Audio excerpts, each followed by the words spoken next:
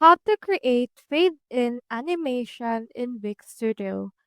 So in order to do that, just choose in here the animation or the element that you want to apply those animation into. I'll choose in here this text. And then after that, just click onto this icon right here that will prompt us to open our inspector. Now in here, this is actually the new thing added into the Wix Studio, which is the inspector. From in there, click on this icon, which is the animations and effects. Now in here, you can click on to add the other animations that you want. For example, let's choose in here entrance. And then from in there, you can just click onto this fade option.